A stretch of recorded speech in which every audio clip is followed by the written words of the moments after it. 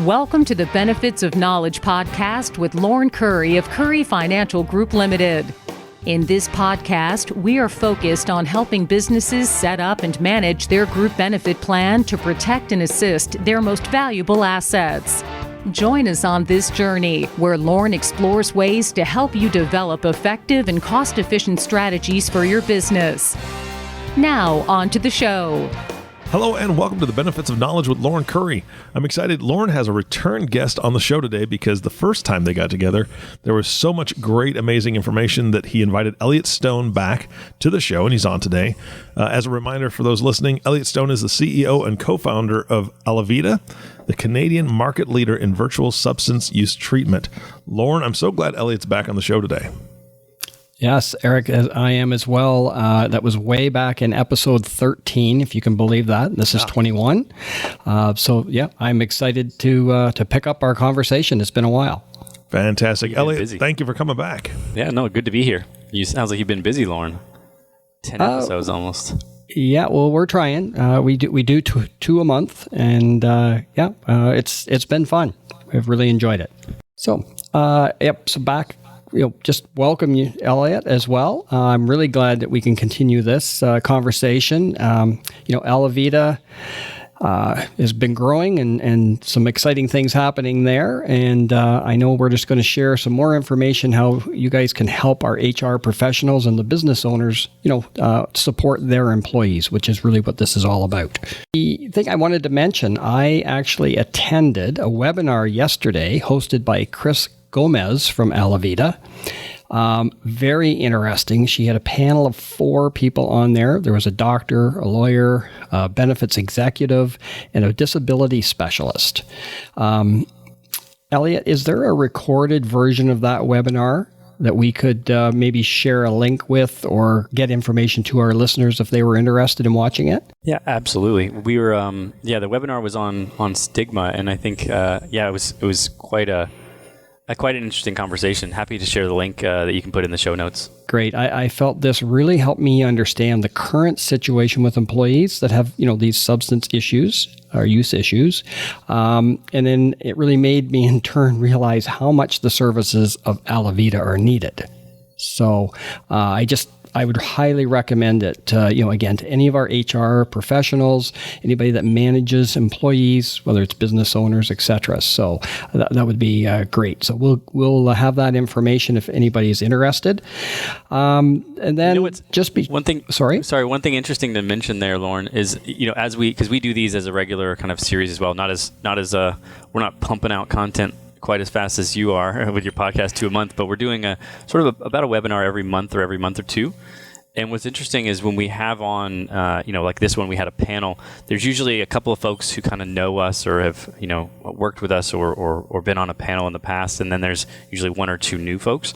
And what I find is, we got a really good conversation going, but I think what's interesting is you see the change even in the guests that come on in terms of just the real quick kind of reframing of this problem, because even sort of some of the experts in the field have their own ideas, and then when they get together and start sharing those ideas, I think we see that's what I think makes these conversations so interesting, is the change in mindset. Right. And I just, in particular, yesterday, a couple of the examples that the lawyer shared of different, just a viewpoint, you know what I mean? It just, to me, it really hit home about how there needs to be a lot of work in this area to help these employees. It's obviously with COVID, it's just compounded the problems, right? But anyway, I highly recommend it. And then is there anything else you may want to share with the audience today about ALAViDA? Sure. Yeah. So we had a pretty big week at ALAViDA. Last Thursday, we were actually acquired by LifeSpeak, which is a wonderful end to a long process for us. And for those of you, I think a lot of your listeners will probably be familiar with LifeSpeak. LifeSpeak provides mental health and physical health education platform for employee benefits as well, and they're just a wonderful company, sort of inside and out, and really have kind of it was a really good match for ALAViDA in a sense that we both have a strong appreciation as education being the first step in employee mental health and physical health. You have to help people understand what's going on and how to navigate before they can actually interact with the service. And so that acquisition is the whole team will be going over. LifeSpeak is really happy to support ALAViDA and its continued mission, and we've had lots of conversations with our clients and prospective clients over the past week. But for us, it's full speed ahead with a whole lot more resources, and we're really excited about 2022. Any business that can add additional resources to really kind of push their platform forward and have that support, I think that's great news as well. So, all right. So I just knew you wanted to share that today because I had obviously seen the news and wanted to make sure the listeners kind of got that firsthand. So, going back to our conversation, we had obviously a whole podcast, so I think we were about a half hour that day and ran out of time. So, getting back to that conversation, we hear a lot about the impacts of mental health during this COVID-19 pandemic, which we've just talked about. Now that the world is returning to what we'll call a new normal, what can we expect to see regarding mental health and substance use? Yeah, I think, we've been having a lot of conversations, particularly with the carriers through the pandemic. And I think there's a concern and a merited concern around what return to normal looks like from the numbers, in the sense that a lot of people, in uncertain times, will muscle through it, and if they have a mental health or substance use issue, it's something that they sort of deal with, and they really continue to press forward. And I think that as we return to sort of a new normal and people relax again, and I don't know, I'm still not personally feeling that a whole lot yet. I hope it's right around the corner. But I think as people start to do that, we actually see an uptick, a significant uptick in disability claims, where people feel comfortable that they're not going to, their livelihood isn't at risk, and they maybe can come forward and actually get help. So it's a really key time for resources to be in place for people.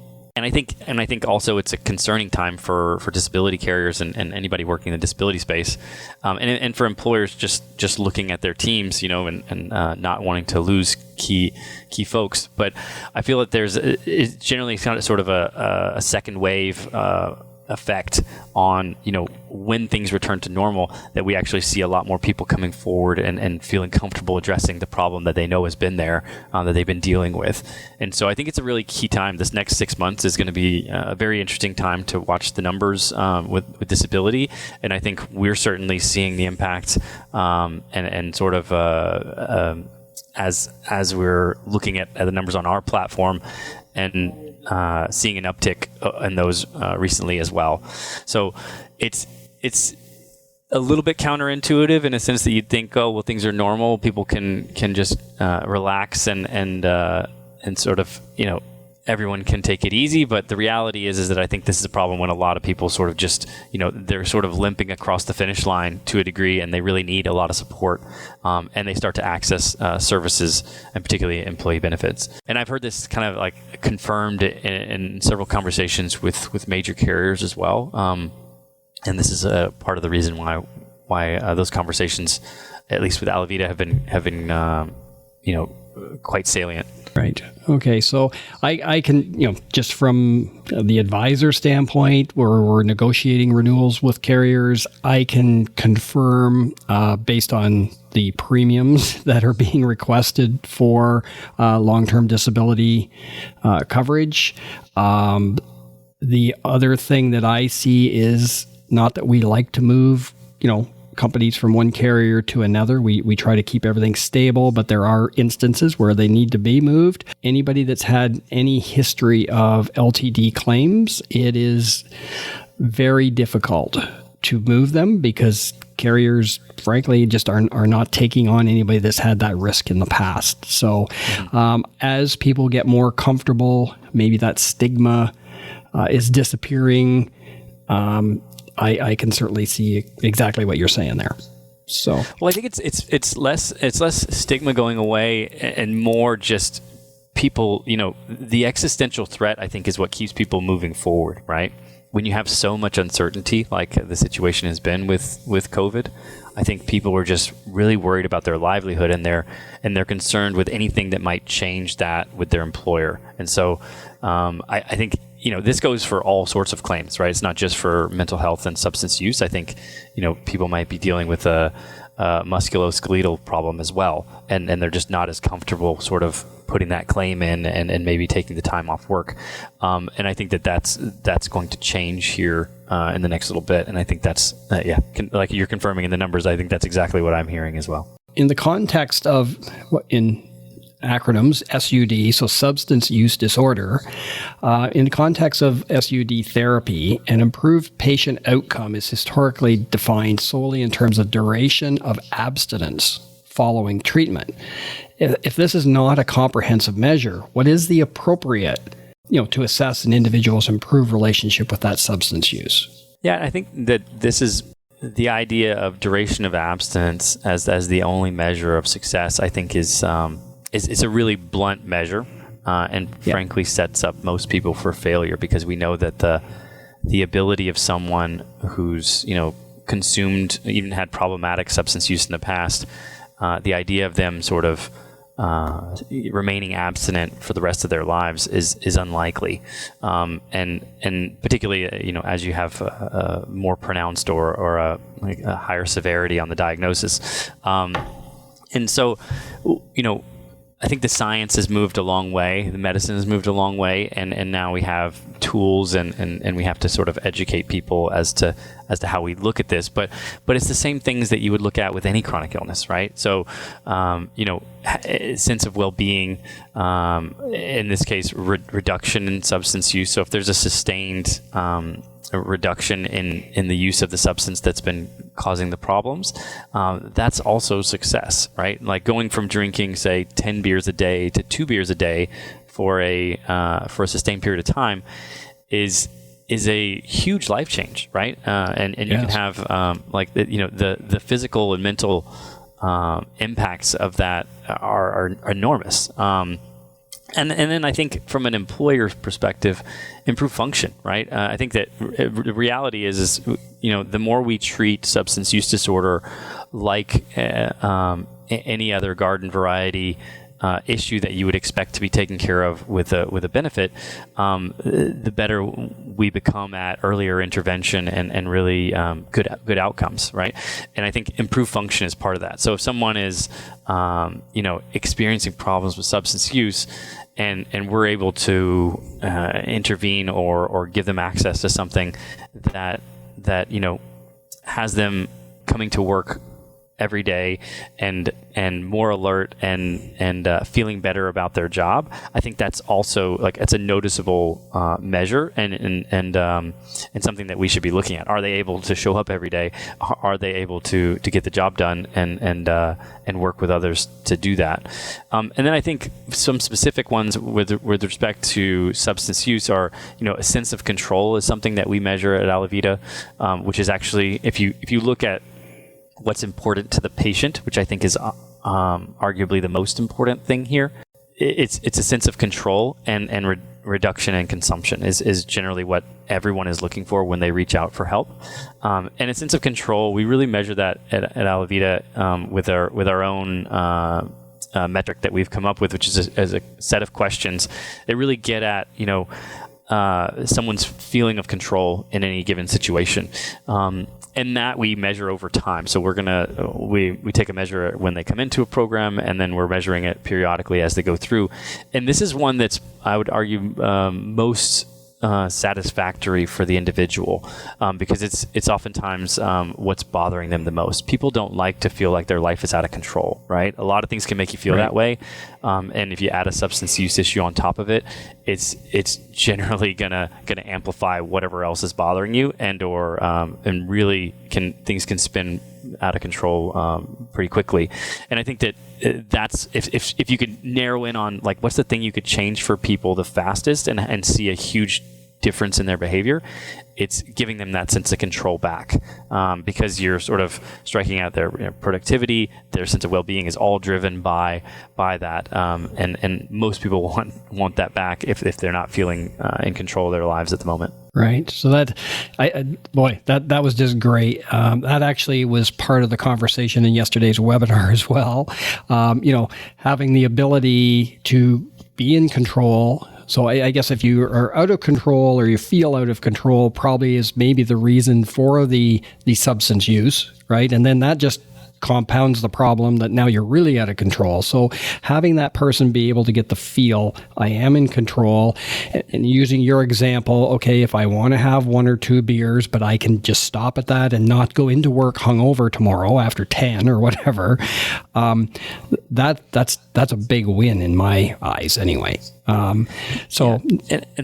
think Lorne, just digging in on that just a little bit, and part of the way that people, this sense of control changes for people is just by educating them, right? Educating them about their own pattern and their own usage of whatever substance may be bothering them. Because if you think if your life just feels like it's spinning and you know that you're drinking too much or maybe taking a substance that you shouldn't be taking that could get you in trouble, these are added stresses, right?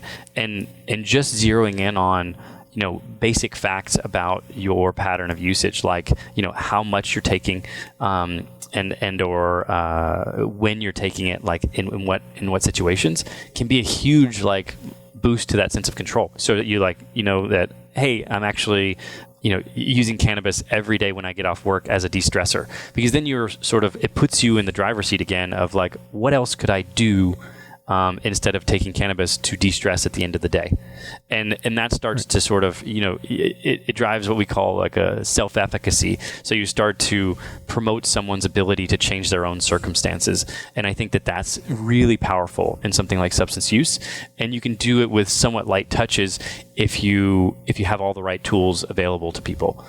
And again, alcohol is the most common here, so it's really about in the case of alcohol, when are you drinking, what are the circumstances, and how much are you consuming, and then we start to once that information is right in front of someone, you start to figure out how do you change that, right? And they're really driving that change. So I think that's what how you see a boost in someone's sense of control. Yeah, well, that just makes perfect sense to me.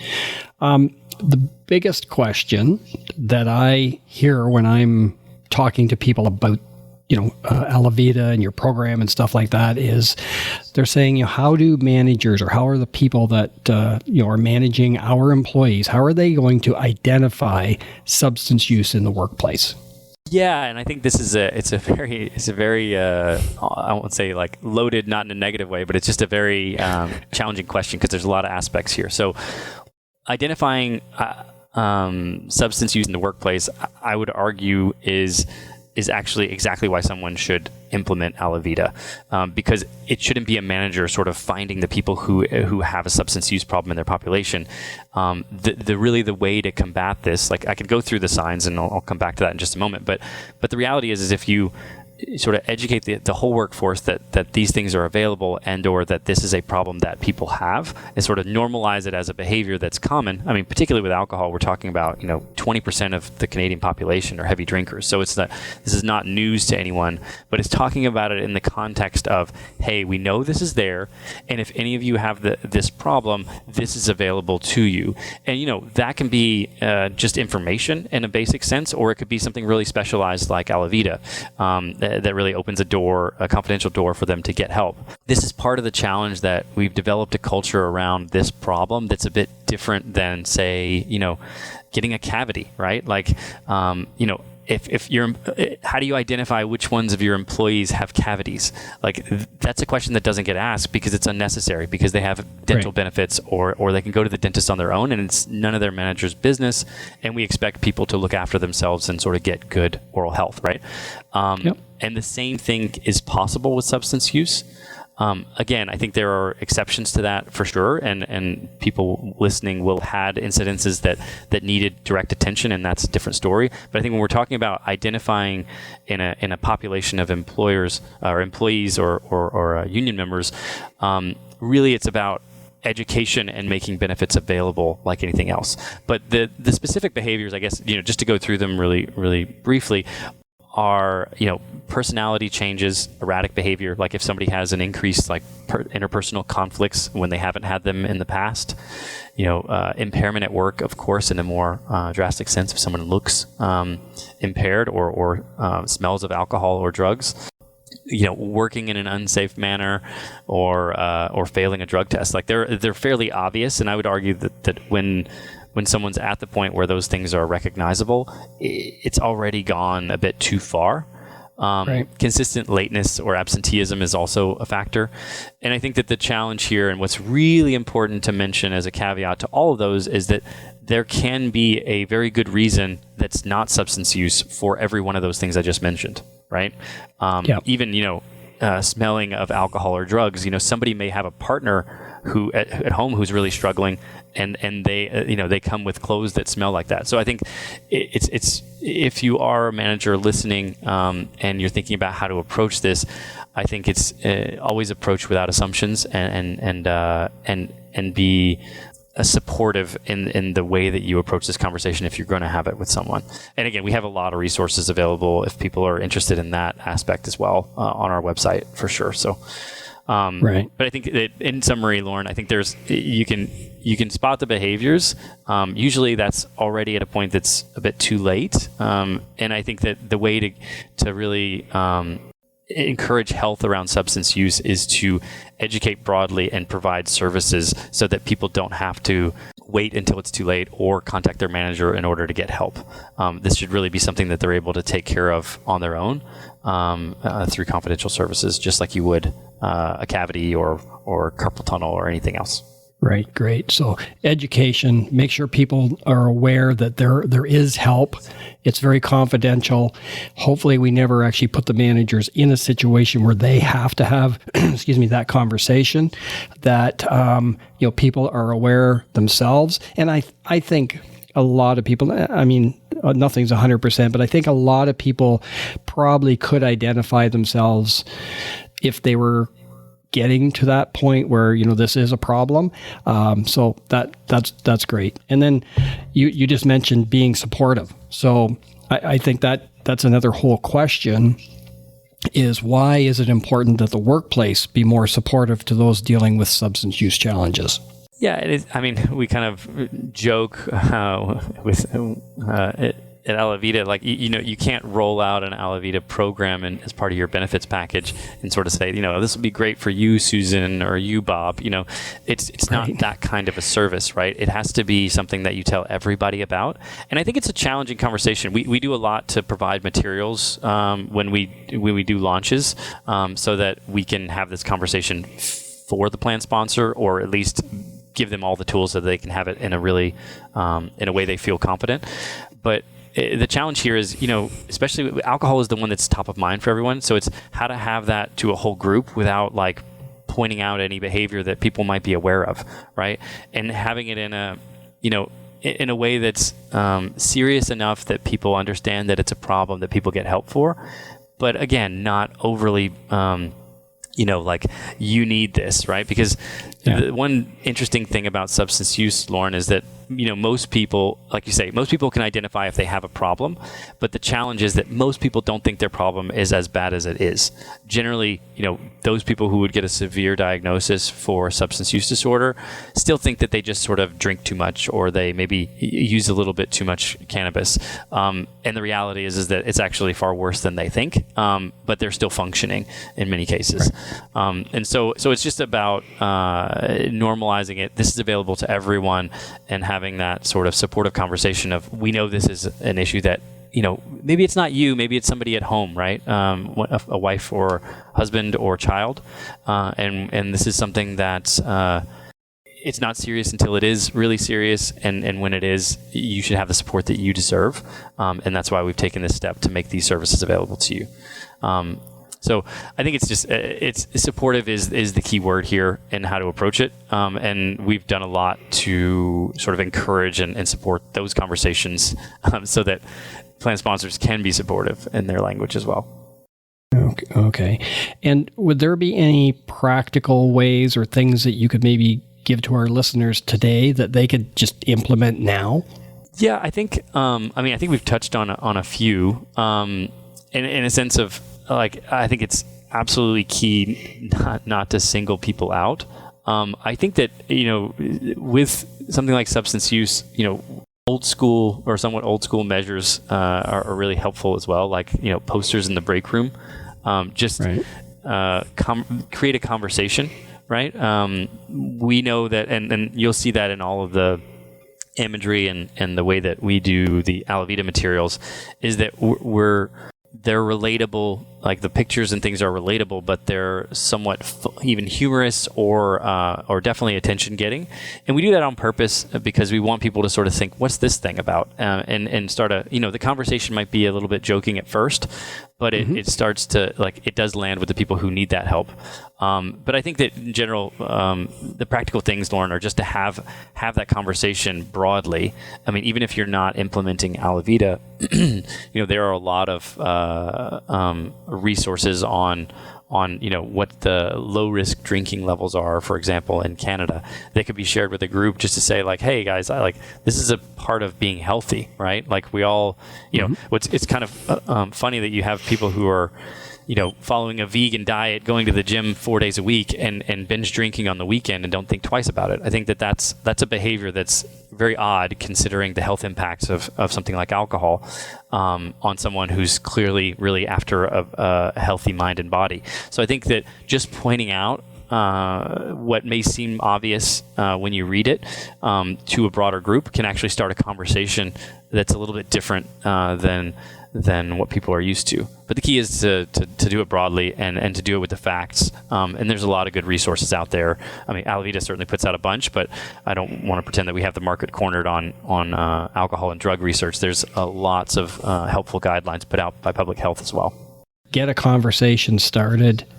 I guess, by doing it the way you just described, we hope that the people that need to, it's brought to their attention, and then hopefully they will reach out or do some research or whatever. So, and I think, just one thing to add, like opening it up as it's a key point to offer it as, it may not be you, it may be a loved one. Because I think that is the case often, but it also gives people cover if they're not comfortable talking about their own problem, that they could access service or ask questions on behalf of somebody else.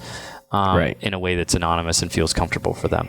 So I think that's another good way to approach it. So, this may not be for you, it might be for somebody in your family, but just want to make you guys aware. Right. It's funny. I joke around with my wife because I give her a hard time. Not that she doesn't drink that much or anything, but I always like to blame her if there's a wine bottle or something left there at the house. So my one grandson, he sees a wine glass, and he says, Nana's?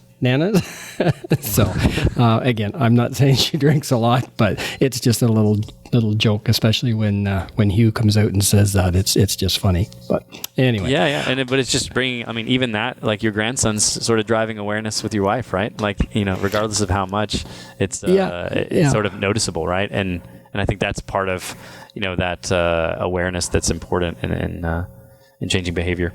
This has been great. I know when we got together in episode 13, which I think was June, if my memory's correct, but right. we did talk about how ALAViDA works. So we've got just a couple of minutes really left. I was wondering, I think it's worth going back to give our listeners an idea of really how ALAViDA works. So maybe you can kind of sum things up for us with that. Sure, yeah. I'll kind of hit the high notes because I think we've touched on a bit throughout the conversation. But, ALAViDA really covers the whole spectrum of substance use from sort of, hey, I think I might have a problem, to really severe critical cases, sort of headed for disability. And when we roll it out as a group benefit, we do a launch campaign that really engages broadly in the conversation that we're talking about. So it gets basic information from an employee group, but particularly in larger organizations, where we're asking them sort of how they're coping with stress, what role substance use is playing, and we're educating them about ALAViDA and other tools available. And oftentimes that report in itself is just fills a huge black hole for most plan sponsors, just like what role substance use is playing, because they know it's a problem, but they don't know the magnitude or any of the characteristics. And then as we, that also helps us to create a conversation with the individuals. And then as we get people comfortable, we start having them engage. It's 100% confidential, private, but people can access therapists, doctors, and coaches, and they get their own personalized treatment plan that can last for as long as a year or wrap up in as little as 30 days. And we do challenges and other campaigns throughout the year to drive awareness. And really it's about, when a plan sponsor implements ALAViDA, it's moving them from a reactive to a proactive. So if you have a couple of cases that were, extraordinarily expensive because they went on disability or you had to replace workers and so on, for, a small part of your benefits plan, you could roll something out that really provides treatment to about 10 or 15 times as many people, but it does it in a confidential way so that you don't have those critical events in the future. And really we see this as a kind of a cost neutral product over time, particularly in year 2, and that we're just functioning kind of like an EAP in a sense that the employer doesn't have to have this conversation. We're just available and the problem is sorted before they're even aware of it. And that's kind of the best case scenario, particularly in, safety sensitive organizations or larger organizations as well. I look at this and I think the way they spoke in the yesterday's webinar was, employers maybe need to decide, are we going to be, a proactive employer that is there to support our employees, or are we going to be a reactive employer that, we just do something if something bad happens? In today's day and age, if you're anywhere looking, you see help wanted signs everywhere. You go on LinkedIn, I see continuously companies saying, hey, we want to add to our team. So it's harder to get good people. And I think, ALAViDA being added to the group benefit package, if you will, is certainly a really good step to showing the employees that you as the employer really do care and you want to be that proactive employer. So, I've had conversations with my current clients. Any of my clients out there that are listening to this, if you haven't talked about this yet, please reach out. I just think, having a conversation with Elliot's team doesn't cost anything to just have that conversation, check it out. I really think this is a fabulous program. So I'd like to thank Elliot for joining us the second time. We really appreciate your time and wish you all the best as your changes with the company are moving forward this week. Yeah, thank you so much, Lorne. It's really a pleasure to be here, and we're kind of excited about our new life in LifeSpeak and the support there. So great to be here. All right, that's great. Guys, this has been a fantastic podcast. Elliot, again, just like the first time you were on the show, you speak with such passion and compassion that it really shows through that what you guys are all about is making this something that's not taboo to talk about. It's something that a lot of people deal with, and let's just be honest about it. Let's get it taken care of and get them back on the right track. So I think it's fantastic. Thank you so much for coming back on the show. Of course, Lorne, it's amazing the network that you have, the people that you bring in. So thank you for doing that. Lorne, and I know that bringing him on the show is something that, or bringing him back to the show was something that you wanted to do just because of your first conversation.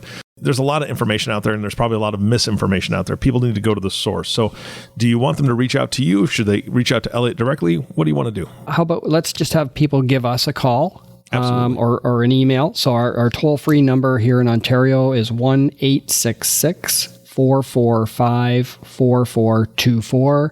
Of course, you can go to our website, curryfinancialgroup.com, or you could always just email me directly at lorne@curryfinancialgroup.com. More than happy, really would be very happy to be able to share this information with anybody.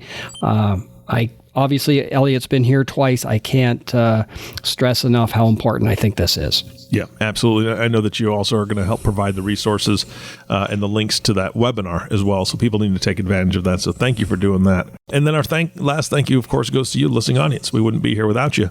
Thank you so much for tuning in and listening to the Benefits of Knowledge podcast with Lorne Curry. If you have not subscribed to the podcast yet, please click the subscribe now button below. This way, when Lorne comes out with a new podcast, it'll show up directly on your listening device. This makes it really easy to share these podcasts with your colleagues. Thanks so much for listening today. For everyone at Curry Financial Group, this is Eric Johnson reminding you to live your best day every day. And we'll see you next time.